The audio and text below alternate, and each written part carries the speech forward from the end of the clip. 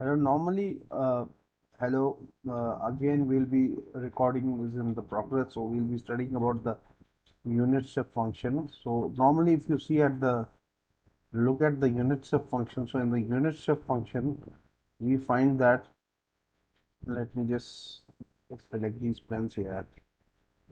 This is another issue here, yeah, come,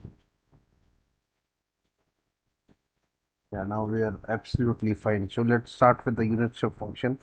So the unit step function x of t of the unit step function, if I have to take for the unit step function. So I have seen the unit step function. The condition is that the value of t is 0 when it is less than 0 and it's 1 when t is greater than 0. So I have to find the x of omega for this value. In order to get the x omega value, what do I do is that if I directly put this unit step function in terms of, if I directly put my x omega and I want to find, so what I do is that minus infinity to plus infinity u of t e of minus j omega t dt. So I find that the first value to minus infinity to 0, so it is 0, and after that it is 1, which was not absolutely integrable, so you are not getting the integration. So I just now calculated the response for a step function, and when I have calculated the response for the step function, so I have seen that we have seen here, you see this is the signum function. In the signum function here, this is minus 1 and this is plus 1. So this is the signum function. So if I add 1 to this function, 1 plus signum of t, so what will happen? So if I'm adding plus 1 to this signal, so this minus 1 will go and this plus 1 will become 2. So you will arrive at a function which will be having a shape somewhat like this magnitude will become 2. So this is exactly not a unit step function. This is twice the unit step function, 2 of ut. So in order to get the unit step function, you can just write this equation: u of t is equal to 1 plus signum of t divided by 2. So when you are getting this function, so signum of t ka to you know the Fourier transform. So the simple process here would be to get the Fourier transform of the this value. So Fourier transform of 1 plus signum of t divided by 2, uh, and here also 2. So already we have known that the Fourier transform in the Fourier series expansion also we have seen any constant value which we are having, for that the Fourier transform is given by any constant term. If you are having any constant term, any value a, for that the constant term, the Fourier transform is given as uh, yeah. So let's first do this. F of t half plus f of t signum of t divided by 2. So this function signum of t divided by 2, we have seen that the signum of t divided by 2 function, for that the response was equal to minus 2 j omega. So this response was equal to Fourier transform of this is equal to minus 2 j omega, which we have calculated. Or in other terms, we can write the minus j value can be also put as 1 by j.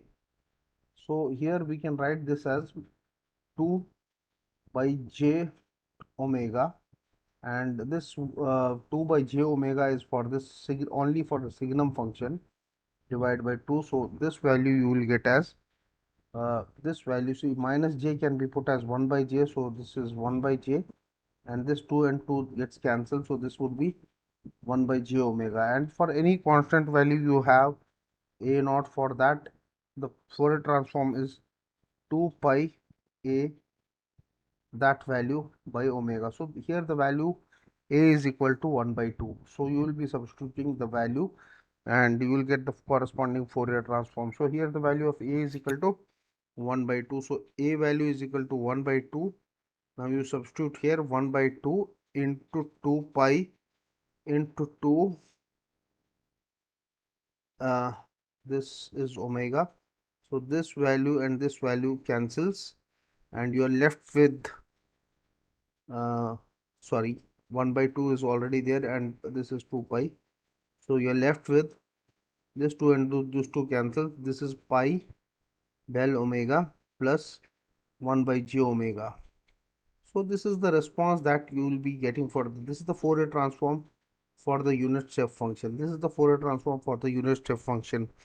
Now on the similar grounds, if I have to calculate the frequency response for the cosine function, so frequency response for any trigonometric any function can be expressed in terms of. Prior to that, let me explain you response for any exponential signal. If you are having any function x of j omega not t, for that the response would be, then we'll be moving to the cosine function. So let's go down here. Yeah, go a bit down. Yeah.